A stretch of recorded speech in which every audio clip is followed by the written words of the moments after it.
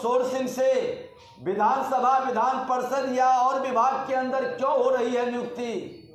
ये नियुक्ति में जो कमाई हो रही है किसके पास जा रहा है? भाई भतीजावाद, प्रतिभा का हनन करना।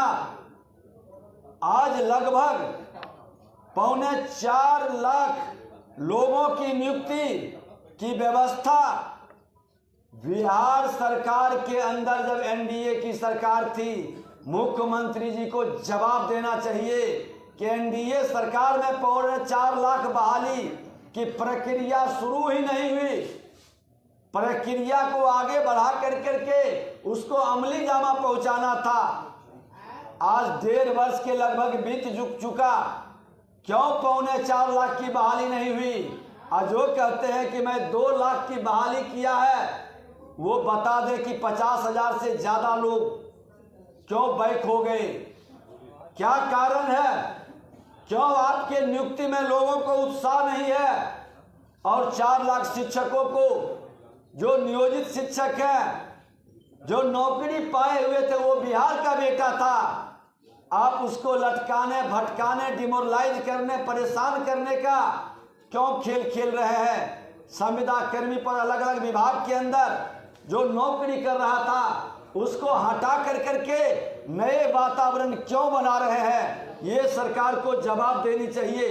सरकार की जन कल्याणकारी योजनाओं को लकवा मार गया है, विकास की गति ठहर गई है। आज सिर्फ तहसीलदारी और कमीशन खोरी की व्यवस्था की योजनाएं प्राथमिकता में है। आज 36,000 से ज्यादा हर घर नल का जल पहुंच नहीं पा रहा है। इसके अंदर जो भ्रष्टाचार हुआ, सदन से सड़क तक इस मामले को हमने उठाया। क्यों इस पर स्पेशल कमेटी नहीं गठित हुई? हमने मांग किया था कि हजारों करोड़ का ये घोटाला है। 7 निश्चय के कई योजनाओं में जल जीवन हरियाली के नाम पर जिस तरह से पैसे की लूट मचाई गई, नहीं रहता। सरकार को जवाब देनी चाहिए। आज सत्ता और कुर्सी बचाने के लिए बिहार को जिस तरह से राजनीतिक अस्थिरता का शिकार बनाया गया है, विकास की गति तो ठहर ही गई। अपराधियों का मनोबल इतना कैसे बढ़ रहा है और प्रशासन में बैठे लोग सिर्फ खाना पूर्ति कर रहे हैं। कहीं ना कहीं सरकार का आज जो पुल गिरा था, 1700 करोड़ से ज्यादा लागत की अगवानी सुल्तानगंज पुल, उस भ्रष्टाचारी पदाधिकारी को आप पुरस्कृत क्यों किए? कई मामले में आप जो भ्रष्ट पदाधिकारी है उसी को बचाने में लग जाते हैं। आपने देखा कि बीपीएस सिंह के अंदर बहाली में पेपर लीक के मामले में आपने सचिव को हटाया। सिपाही भर्ती के मामले में जब हमने मामला उठाया प्रेस मीडिया के सामने कि पेपर लीक हुआ है, तो पूर्व डीजीपी जो सिपाही भर्ती बोर्ड के चेयरमैन भी थे, उन्होंने बजाबते प्रेस करके कहा था कि कोई पेपर लीक नहीं हुआ है, और अंत में पेपर उनको रद्द करना पड़ा। 6 महीना से ज्यादा हो गया। जिसका पेपर लीक हुआ उसको पुनः क्यों नहीं निकाला जा रहा है? और जो पेपर लीक में भागीदार है, आपने कई कमेटी गठित किया है। भर्ती घोटाला में, पेपर लीक के मामले में उसको सार्वजनिक क्यों नहीं कर रहे? एक सशक्त विपक्ष के रूप में हम सदन से सड़क तक ये मांग करते रहे, लेकिन भ्रष्टाचार पर जीरो टॉलरेंस मुख्यमंत्री जी का क्यों समाप्त हो गया? उनको जवाब देना चाहिए। 500 दिन सत्ता में बैठे लोग बता दें कि एनडीए सरकार के समय में जो प्रक्रिया नियुक्ति की चली, यानी विकास की योजनाओं की, उसके बाद उनकी उपलब्धि क्या रही? उनकी उपलब्धि आप गिना दें कि 500 के अंदर क्या रहा है। आज बिहार के अंदर 10 लाख लोगों को नौकरी देने का पहले कैबिनेट में पास करने का 1.5 वर्ष हो गया। 1.5 वर्ष में एनडीए सरकार का 4.25 लाख भी नियुक्ति आप नहीं कर पाए। 10 लाख का आंकड़ा कैसे पार करेगा? लोगों को वेतन भी नहीं दे पाते हैं। ये तो जवाब उनको देना होगा।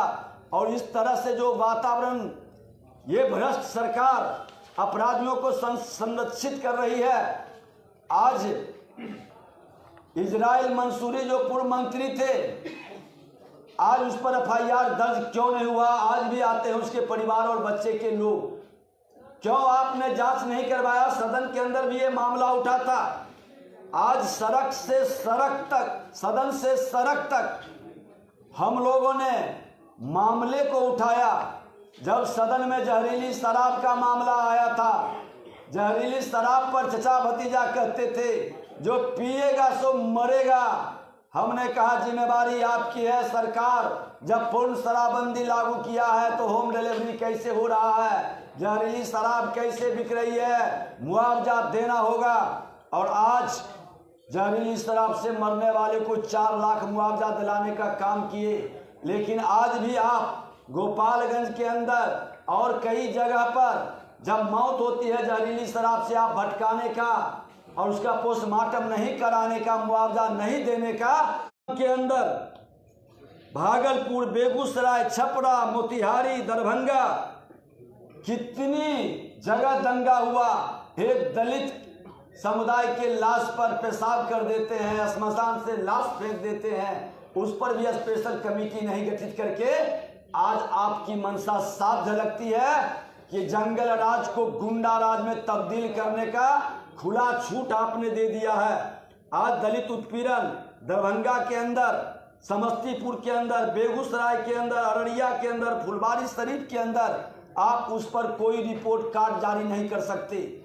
आप जो आरोप लगाया गया उस पर आपकी कोई जवाब नहीं आता है, न कोई आपके सरकार के मंत्री आंसू पोंछने जाते हैं। आखिर क्यों? 500 दिन के अंदर जो आपकी उपलब्धि रही है, ये उपलब्धि पूरी तरह से बिहार को डरा रहा है। बिहार के लोग दहशत में हैं। आपका आंगनबाड़ी सेविका सहायिका को लाठियों से आपने पीटा था, सदन में हमने उठाया था।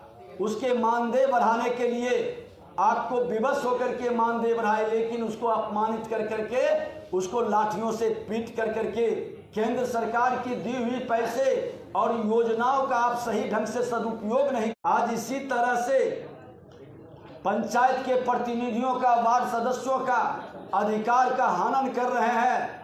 आज जनप्रतिनिधियों का सम्मान नहीं देना, चाहे पंचायत सरकार का हो या हमारे विधायक विधान पार्षद का हो, आज इनका अपमान करने से, इनकी बात को नहीं सुनने से प्रशासनिक अराजकता चरम पर पहुंच रहा है। और ये माहौल के कारण बिहार पूरी तरह से अराजकता का शिकार है। 500 दिन सशक्त विपक्ष का, जिसमें 341 दिन हम किसी न किसी जिले के अंदर लोगों की समस्याओं के समाधान का, न्याय दिलाने का और सरकार को सजग करने की जिम्मेवारी निभाया।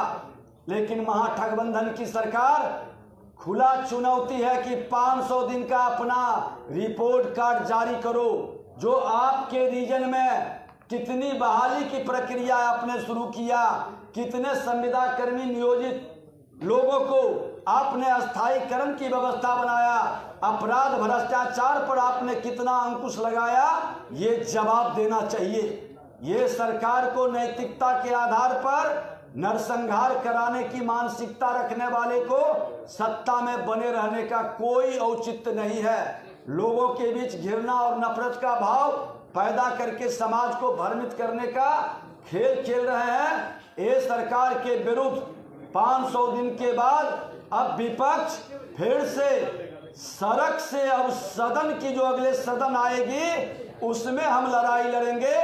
19 तारीख को विधानमंडल दल की हम बैठक करने जा रहे हैं और पूरी रणनीति हम 19 तारीख को बनाएंगे।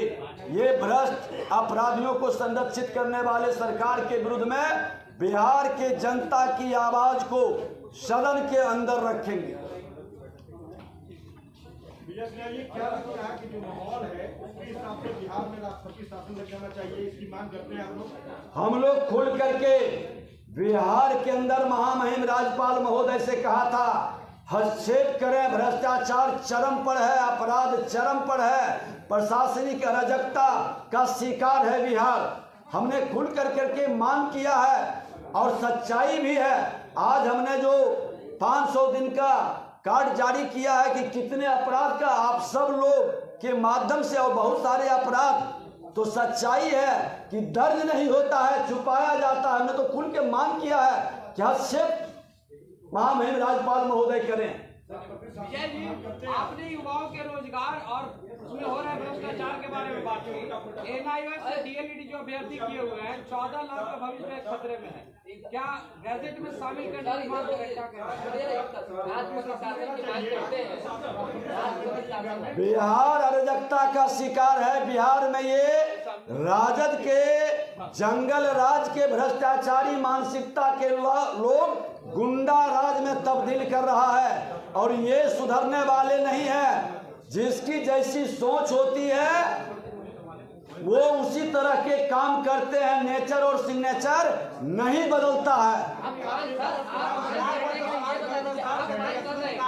राष्ट्रपति शासन के मैंने तो कहा कि महामहिम राज्यपाल को हस्तक्षेप करना चाहिए। और आपको जानकारी दे दें कि भर्ती के नाम पर जो घोटाला आज विधानसभा विधान परिषद के अंदर कई विभाग में हुआ है, हमने खुल करके राज्यपाल महोदय को लिखित पत्र भी भेजा है कि आप हस्तक्षेप करिए। सर, तेजस्वी यादव ने कहा था कि हर मतलब हम आते के साथ पहले कैबिनेट में पहले मीटिंग से 10 लाख रोजगार देने का काम करेंगे। नरेंद्र मोदी जी ने भी तो कहा था कि हर साल 2 करोड़ रोजगार देंगे।